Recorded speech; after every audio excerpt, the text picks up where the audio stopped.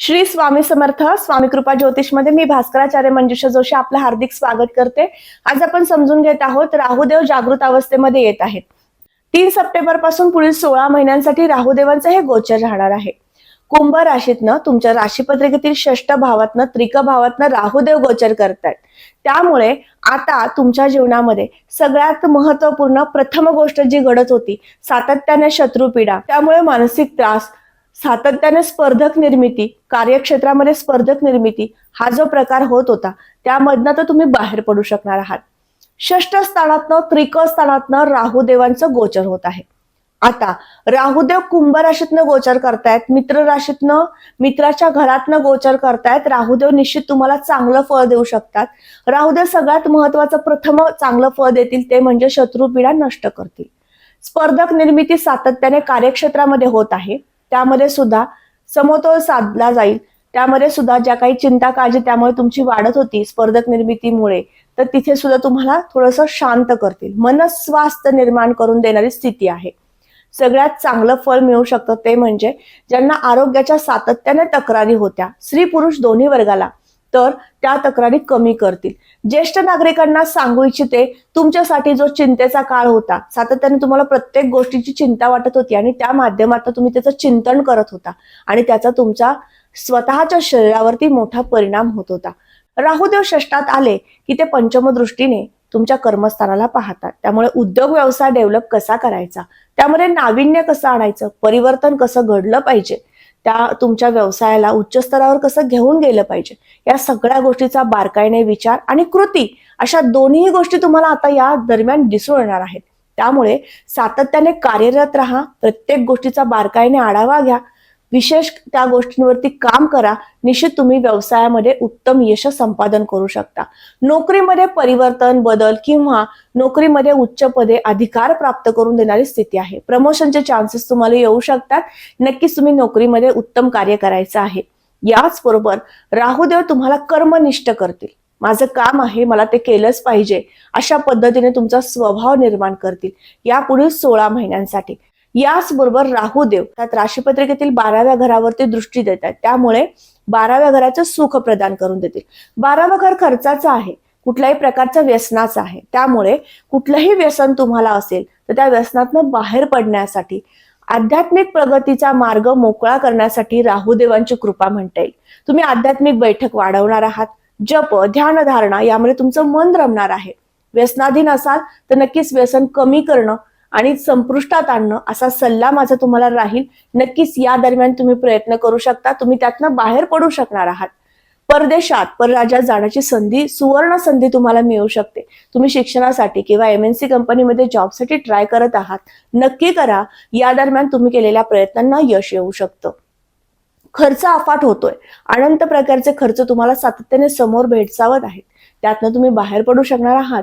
योग्य पद्धतीने गुंतवणूक आणि खर्च यावरचं तुमचं एक कमांड तुम्हाला मिळू शकते. याबद्दलचे तुम्हाला योग्य पद्धतीने तुम्ही नियोजन करू शकता, असे योग घडून येत आहे. मग दृष्टीने राहुदेव हे धनस्थानाला पाहतील. धनस्थान वाणी, नेत्र, पैसा आणि गुंतवणुकीचं आहे. या सगळ्या दृष्टीने विचार केला तर मोठ्या गुंतवणुकी निश्चित होऊ शकतात. त्या गुंतवणुकीमध्ये तुम्ही यशस्वी होणार आहात. शेअर मार्केटमध्ये गुंतवणूक करायची असेल, या दरम्यान तुम्ही करू शकता. त्यामध्ये सुद्धा तुम्हाला यश संपादन होईल. याबरोबरच तुमच्या वाणीवरती एक प्रभुत्व निर्माण होईल. संभाषण क्षेत्रामध्ये काम करता, तुम्ही काउन्सिलर म्हणून काम करता, तुमच्या वाणीमध्ये एक प्रभुत्व निर्माण करून देणारी स्थिती राहुदेवांच्या कृपेने आहे. भाषा शैलीमध्ये अप्रतिम असा दर्जा त्याचा असणार आहे आणि त्या माध्यमातून तुम्ही चांगलं काम करू शकणार आहात. अनेक महत्वपूर्ण निर्णय, अनेक महत्वपूर्ण उपदेश तुम्ही समाजापर्यंत पोहोचवू शकणार आहात. याबरोबरच नेत्र विकार जर तुम्हाला सतावत असतील त्यातून तुम्ही बाहेर पडू शकणार आहात. घशा संदर्भातील आजार असतील, थायरॉइड असेल तुम्हाला, तर त्यातनं सुद्धा तुम्हाला बाहेर पडण्यासाठी, त्या आजारावरती नियंत्रण आणण्यासाठी हा कालावधी अत्यंत शुभ आहे. या दरम्यान तुम्ही घेतलेलं मेडिसिन असेल किंवा त्यासाठी घेतलेली तुम्ही काळजी असेल, यामधनं तुम्ही नक्कीच त्या आजारावरती नियंत्रण आणू शकणार आहात. याबरोबरच राहुदेव तुम्हाला कुटुंबाचं सौख्य प्रदान करतील आणि त्या माध्यमातून तुम्ही आनंदित होणार आहात. याबरोबरच राहुदेव हे तुम्हाला संततीचं सुख प्रदान करतील. तुमची पुत्र किंवा कन्या यांच्यासोबत तुम्ही जास्तीत जास्त प्रेम वृद्धिंगत करून घेणं, एकमेकांचं नातं चांगलं सांभाळणं, या चांगल्या गोष्टी करू शकता. याबरोबरच संततीचं प्लॅनिंग तुम्हाला करायचं असेल, संतती सुखासाठी सुद्धा उत्तम कालावधी आहे. या दरम्यान दाम्पत्याने प्लॅनिंग करावं, त्यांना संततीचं सुख प्राप्त होऊ शकतं. अर्थात यासाठी तुमची जन्मलग्न कुंडली तपासणं सुद्धा आवश्यक आहे. त्या माध्यमातून तुम्हाला संततीचे योग शुभ प्रमाणात सुरू असतील तर हा कालावधी सुद्धा उत्तम ठरू शकतो. आता जसे राहुदेव शुभ परिणाम करतात, तसेच तुमच्या जन्मलग्न कुंडलीमध्ये राहुदेवांची स्थिती जर अशुभ असेल तर मात्र तुम्हाला हे फळ थोडेसे कमी अधिक प्रमाणात मिळू शकतं. मग राहुदेवांची उपासना करणं आवश्यक आहे. कोणती उपासना कराल तर संपूर्ण या कालावधीमध्ये 16 महिने तुम्हाला सातत्याने रीम राहवे नमः या मंत्राचा जप करायचा आहे. याबरोबरच तुम्हाला शंकराच्या मंदिरात दर्शनात जाणं, नवग्रह मंदिरात दर्शनात जाणं, त्याचबरोबर रविवारी आणि शनिवारच्या दिवशी गोरगरिबांना आणि पशुपक्ष्यांना अन्नदान करत चालणं, या चांगल्या गोष्टी जर तुम्ही केल्या तर निश्चित तुम्ही आनंदी राहणार आहात. प्रत्येक गोष्टीला सामोपचाराने तुम्ही घेऊ शकणार आहात. प्रत्येक निर्णय तुम्ही योग्य पद्धतीने घेऊ शकणार आहात आणि तुमच्या जीवनामध्ये एक यशस्वी होऊ शकणार आहात.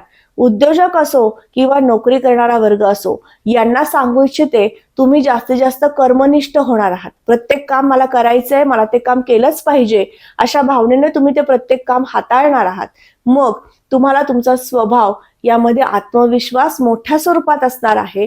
तर हे चांगलं फळ अधिकाधिक मिळण्यासाठी दिलेली उपासना निश्चित करून पहा. आज आपण समजून घेतलं कन्या राशीच्या जातकांना संपूर्ण 3 सप्टेंबर नंतर पुढील 16 महिन्यांचा कालावधी कसा राहणार आहे. याबरोबरच तुम्ही आपल्या चॅनलवर नवीन असाल, नक्की चॅनलला सबस्क्राईब करा, बेल आयकॉनला क्लिक करा. पुन्हा भेटणार आहे अशाच महत्त्वपूर्ण माहितीला घेऊन. तोपर्यंत मी आपली रजा घेते. श्री स्वामी समर्थ. जय जय स्वामी समर्थ. रामकृष्ण हरी.